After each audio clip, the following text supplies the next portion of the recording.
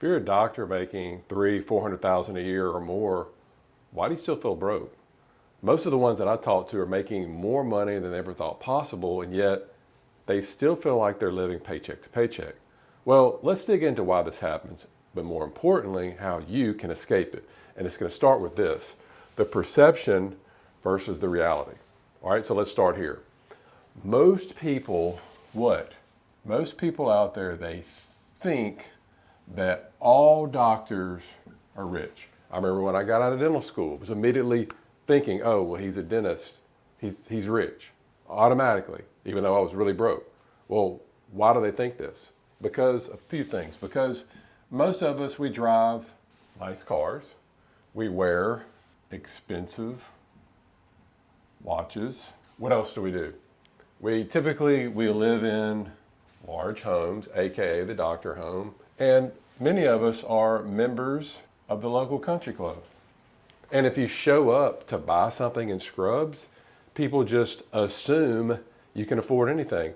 Back in the day, I was a Cosby Show guy. I watched it as a kid. And I remember an old Cosby Show episode, Cliff Huxtable, he actually he was an OB. If you never watched the show, he was an OB doctor. He actually intentionally dressed up in raggedy clothes on purpose to go out and buy a car. And he brought some of his kids with him to see this. And the reason being was that he told his kid this. They're like, Dad, why are you dressed like this? Because he didn't want the salesperson to know what? That he was a doctor, because he knew that he'd get ripped off.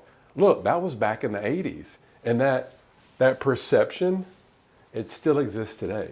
It's probably even worse. But what may surprise you is this: when a group of doctors, there was a bunch of doctors, they were polled. It was thousands and thousands of doctors, and they asked, hey, do you think that you're rich? Do you feel rich? Nearly 70% said no. Let that sink in. 70% said no. Most doctors, they actually don't feel wealthy. And the ones that do often aren't wealthy once you actually look under the hood. So let's talk about this. Let's talk about what happens. And I certainly felt this when I got out of dental school. The trap.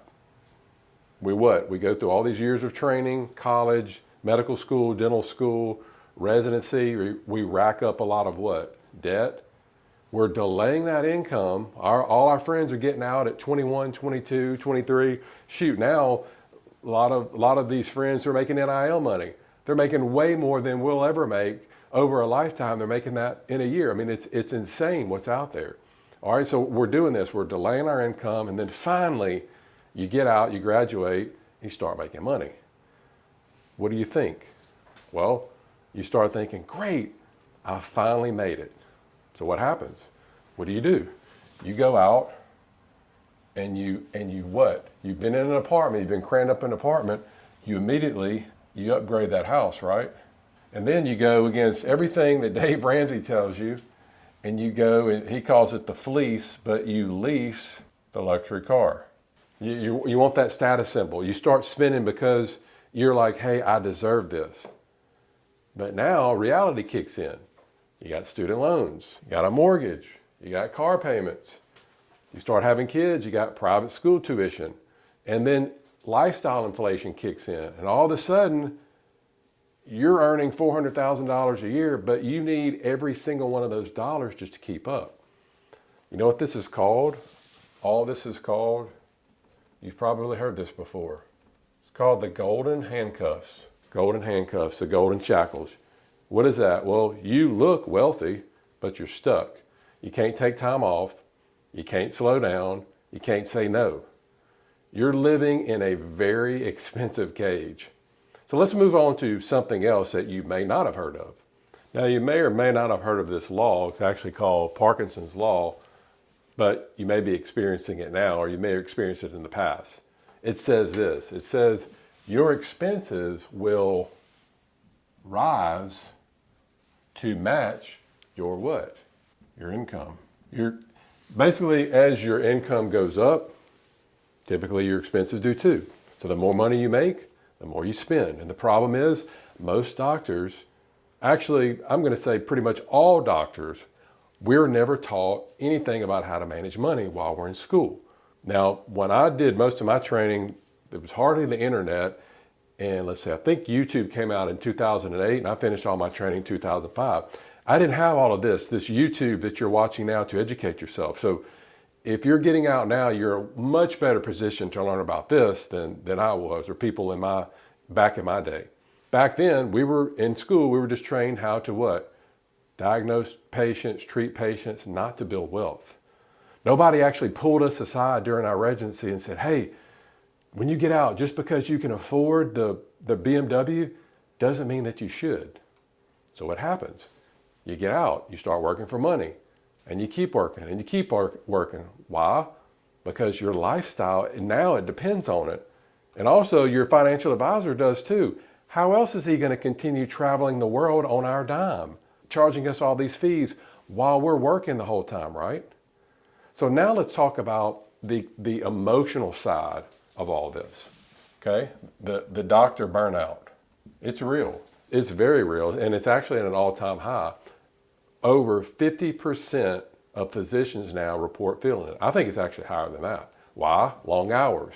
Now that we've been shifted over, everything is electronic medical records. I remember when I was at the VA hospital during training, when I got out, they were transitioning over. This was in 2000, 2001. This was well over 20 years ago. This is how crazy this was. They had all these paper charts. They were transitioning over into EMR, medical records, electronic medical records, EMR. Even though they had the paper charts, they were still telling us, and even on my way out, and I could see some of the dentists and physicians saying, I ain't doing this much longer.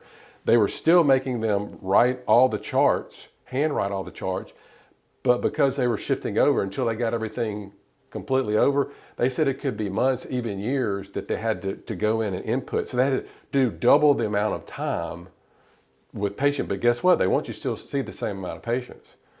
So this transitioning over to electronic medical records, dealing with insurance, medical insurance, dental insurance, student debt, and really no control over your time. So what is the result of all this? Well, we all feel stuck in a profession that we once loved. We were looking forward to get into medical school or dental school. We're telling all our families and friends, right?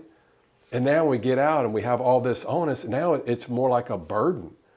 And what makes it worse is you're trapped. You're in the Parkinson's law. You can't walk away because your income is tied to your time. If you stop working, so does the money. So let's compare two types of doctors, okay? We're gonna have the poor doctor and we're gonna have the rich doctor. Let's start off with the poor doctor. What do? They spend what they earn. They depend 100% on their practice. They look rich, but they can't stop working. Here's a big one. They actually, when you ask them to measure what does it mean to be wealth, to them, they measure wealth by their income. The more they think they make, the more they think they have wealth. And then also, they feel trapped. You may have experienced some of these, you may have experienced all of them. Don't worry, we have a solution, because we want to get you from being a poor doctor to a rich doctor. Well, what does a rich doctor do? First, they're focusing on income that doesn't involve their time. This is going to help them get out of the trap. They build passive income streams. Not just one stream of income, which is the active income. They have multiple. They have a plan that involves things outside of their career, outside of their job. They use their money to buy back their time, which equals what? This is what it really all boils down to. Isn't it funny how everything that we're putting over here just gives us our time back, which is what we had before we started all this in the first place? Isn't that funny? If this person wants, they can slow down. And if they want to, they could what? They could retire early. And here's probably the most important part out of all this. Over here, the poor doctor, they feel trapped. Over here, the rich doctor, they feel in control of their life. So what's the difference? Well, it's not how much money they make, it's how they make it and what they do with it. So let me tell you about my wake-up call.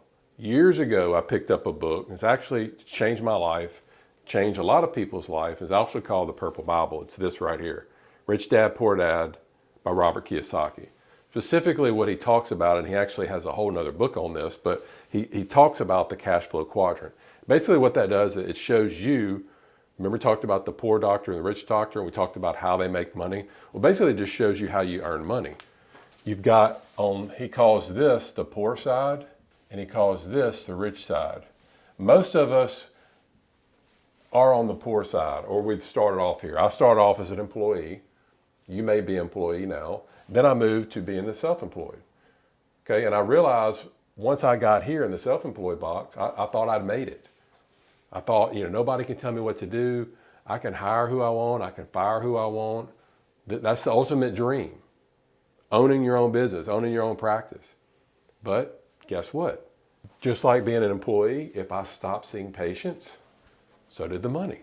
So over here, the money involves your time. If you stop working, so does the money.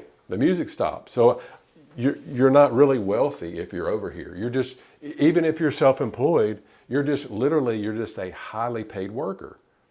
And really that realization, after I read the book, it was a huge punch in the gut, coupled with about 10 years ago, I had a hand injury. And all those things came together, and it really pushed me to change, okay? So let's talk about the path to freedom. Now we know all the bad stuff and all the things that could be going on with you or may be going on with you. How do you break out? Well, the first thing you do is right here in between your ears. You shift your mindset. Most people, remember the poor doctor, chasing income. It's all about how much I can make. I'm making $300,000 this year. Maybe I can move across town or move into another area or move across the country and uproot my family for $500,000 a year or $700,000 a year. But remember Parkinson's law. It doesn't matter if you keep chasing these things and you don't change your mindset. As your income goes up, your expenses goes up. So you're making $300 a year. Well, your expenses are going to match that. $500 a year. $700, it doesn't really matter until you change your mindset. You stop chasing income and you start doing this. You start building a portfolio of assets. Okay? Over here on the rich side, you have the business owner, and here the investor. Over here, you're making passive income, you're making portfolio income, dividend income, all the income that's taxed the least. But more importantly, it doesn't involve you trading time for money. So for me over here, it was something called, the main asset was something called real estate syndications. This is investing passively in group investments. For me, it's RV parks and mobile home parks. Assets with these assets, they have strong cash flow and they have huge tax benefits. Again, none of this stuff they teach us in school, right? So I've gotten to the point where I'm working part-time because I want to, not because I have to. Back in the day, I had to work. And that's what I want for you too. Because if you like your job, which I'm probably sure you do, it's great, but I want you to enjoy being there, not being like it's a burden. So here's the thing. If you're out there, if you're still trading time for money, you're feeling trapped, you're feeling burned out, then maybe it's time to start building out a plan B, because plan A obviously isn't working. The sooner you start, the faster you can start buying back your time. And look, if you want to learn more about my favorite passive income investment, the real estate syndications, great. You can learn more in this next video.